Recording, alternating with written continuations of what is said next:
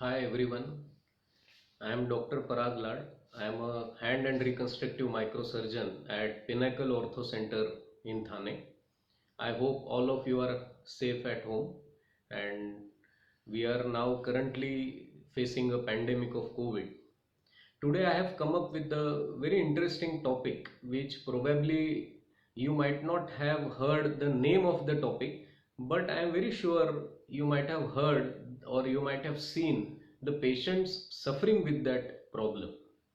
Name of my topic today is brachial plexus or a nerve injury in human body. So what is nerve?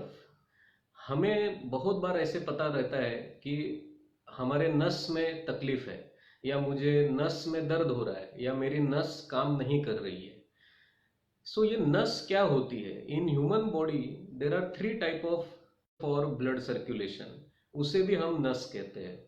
One which is responsible for movement of our finger, जिसको medical word है tendon, organ और structure in our body which is responsible for movement and responsible for sensation. So what is brachial plexus injury or what is brachial plexus? Plexus means it's a combination of, or it's a group of, or a bunch of 5 different nerves which originate from our neck, that is in from our cervical spine, and these 5 nerves, they combinedly traveled from our neck into from our shoulder region, and they reach up to our fingertip. So this bunch of nerve in our upper limb, हमारे हाथ में ये 5 nerve का जो bunch है, ये group है, इसे हम ब्रेकियल प्लेक्सस कहते हैं. अभी ब्रेकियल प्लेक्सस को इंजुरी रहने होने के लिए there has to be, these injuries are seen in children as well as they are also seen in adults. In children specially newborn babies, बहुत बार अगर बच्चे का weight at the time of delivery more than 3.5 kilogram है, या बच्चे के head की साइज ज़्यादा है, या बच्चे के मदर की जो डिलीवरी का पैसेज है वो अगर नैरो है, तो कई बार इमरजेंसी में बच्चे को फोर्सफुली खींचा जाता है. डिलीवरी के वक्त शोल्डर और नेक, ये अगर खींचने की वजह से नेक पे स्ट्रेन आ सकता है. इसकी वजह से ब्रेकियल प्लेक्सस जो नर्व्स बच्चों में है वो खींच जा सकती है. तो ये बच्चों में होने वाला कारण है. और अधिकतम जब हम एडल्ट लोगों में ये पेशेंट्स देखते हैं, बहुत बार those who are travelling on motor bike with the high speed and suddenly कोई व्हीकल बीच में आना या कोई पत्थर आना, और सडनली अगर ड्राइवर को बाइक चलाते वक्त ब्रेक दबाना पड़ता है, तो sudden movement of neck on one side, उसकी वजह से यहाँ पे स्ट्रेन होने की वजह से ब्रेकियल प्लेक्सस इंजुरी होती है. इसके लक्षण क्या है? सो ब्रेकियल प्लेक्सस और any nerve injury, as I told you, it is responsible for movement and sensation. तो ये इंजुरी के पेशेंट्स को शोल्डर, एल्बो, हैंड और रिस्ट, कंधा, कोनी, कलाई और हाथ, ये मूवमेंट सडनली वीक हो जाते हैं. कोई कोई लोगों में ये मूवमेंट एब्सेंट होता है. उनके सेंसेशंस हाथ में या शोल्डर में या हैंड में, आर्म में, ये कम दिखाई देते हैं. सो बहुत बार नो मूवमेंट और reduce sensation in the limb is the cause of brachial or is the sign and symptom of brachial plexus injury. बहुत बार हमें ऐसा दिखाई देता है कि सबसे अच्छी बात यह है कि natural recovery of this problem has got very good outcome. मतलब बच्चों में या इवन इन एडल्ट ये सिर्फ नसें खींचने की वजह से होती है, तो ये स्पॉन्टेनियस रिकवरी मीन्स 2 या 3 महीने के अंदर जो पार्ट पहले नहीं हिल रहा था वो हिलने के चांसेस बढ़ जाते हैं. इस इंजुरी को हम कहते हैं, कोई भी नर्व इंजुरी मोर और लेस हम देखते हैं 3 प्रकार की होती है. First we call it as a stretch, मतलब नस सिर्फ खींच गई हो. Second we call it as a rupture, मतलब नर्व के 2 टुकड़े हो गए हो. And third we call it as a avulsion, मतलब ये नर्व अपने ओरिजिन स्पाइन से निकल जाना. अभी बहुत बार हमें ये पता लगता है कि अगर नेचुरल वे या 3-4 महीने में अगर इसकी रिकवरी नहीं दिख रही है, तो हमें इसकी जांच करने की ज़रूरत है. कई बार एमआरआई करना पड़ता है, कई बार हमें नस की जांच करनी पड़ती है, और हमारे जांचने के clinical examination we come to know whether the problem is going to be solved by natural recovery और going to be solved by some intervention.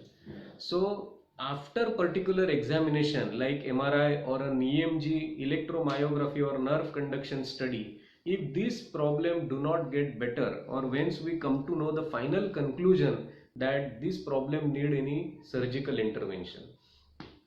बहुत बार हमें ये पता लगता है और हम ये देखना चाहते हैं, कई पेशेंट्स के डाउट होते हैं कि क्या ये प्रॉब्लम फिजियोथेरेपी, अक्यूप्रेशर या अक्यूपंक्चर ये माध्यम से सॉल्व हो सकता है कि नहीं हो सकता है.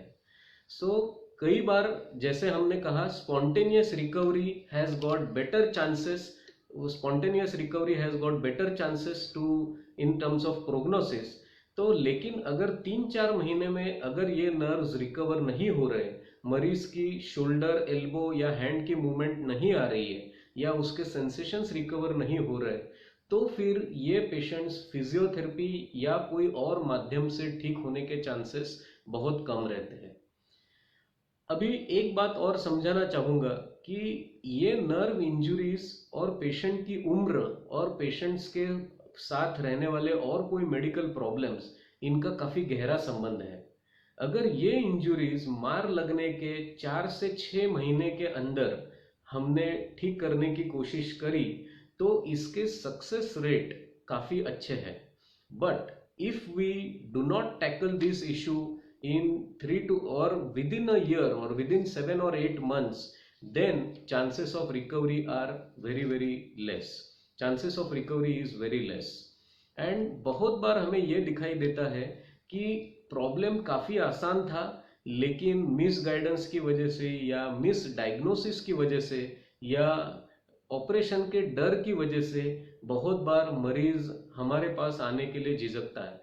They feel hesitate to reach to a surgeon for treatment.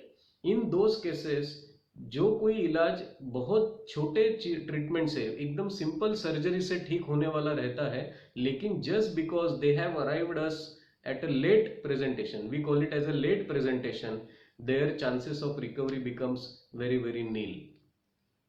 So in a nutshell, in my opinion, brachial plexus injury means a injury to 5 important nerves of the limb which are responsible for shoulder movement, elbow movement, wrist and hand movement. If these injuries, even in children which has happened at the time of birth, or in adult which has happened at the time of accident, if these injuries do not recover in 3 to 4 months time, in my opinion they need MRI or they need nerve conduction study. These are the 2 investigations to make sure whether they are going to need any surgery to become better or they are going to become better with physiotherapy or medical management. Physiotherapy has got very limited success in nerve injuries because it has to be confirmed what type of injury it is. Many times the injury is simple stretch, just nerve खिंच गई है. So these nerve, एक बार swelling कम हो गई तो these nerve recover very fast. लेकिन अगर 3-4 महीने में ये ठीक नहीं हो रहा है तो हमें ये जानना जरूरी है कि ये नर्व रप्चर हुई है या अपने ओरिजिन से अलग हुई है. ऐसे केसेस में बहुत बार सर्जरी का डिसीजन लेना बहुत जरूरी है. कोई भी मरीज की उम्र अगर 35 साल या 40 साल से कम है तो, और ऑपरेशन अगर हम 3 से 6 महीने के अंदर करते हैं तो सक्सेस रेट काफ़ी अच्छा दिखाई देता है. बहुत बार हमने कई बुजुर्ग मरीज, मतलब 60 ईयर ओल्ड, 65 ईयर ओल्ड मरीज भी हमने ट्रीट किए हुए हैं, लेकिन बेस्ट पार्ट ये था कि they came to us in a very good time and we offered them surgical solution within 3 to 4 months and उनमें रिजल्ट काफ़ी अच्छे दिखाई दिए हैं. सो फिजियोथेरेपी का डिसीजन सर्जन लेता है, and whether it is going to become better with physiotherapy or not, that decision has to be taken by surgeon. If we delay in at least consulting a doctor, that means we are missing a very bright chance of recovery. बहुत बार इसमें एक myth होता है, there is a myth in nerve problem. They feel every nerve injury means paralysis of the body. No, it is not that way. Paralysis can happen because of problem in the brain, or paralysis can happen because of problem in the spine. But this paralysis, they may happen outside brain or outside spine related problem.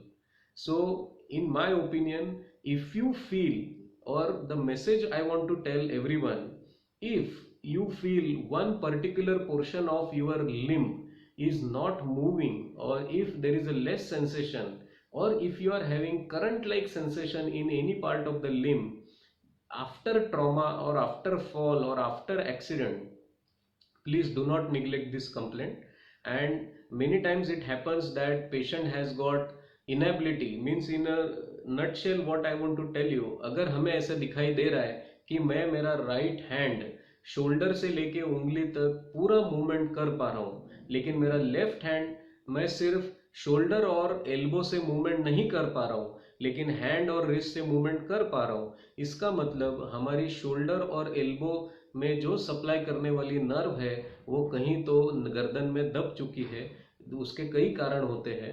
So please do not neglect such complaint, and if you have any such complaint related to brachial plexus injury or a peripheral nerve injury, please do not hesitate to consult us at Pinnacle Ortho Center in Thane.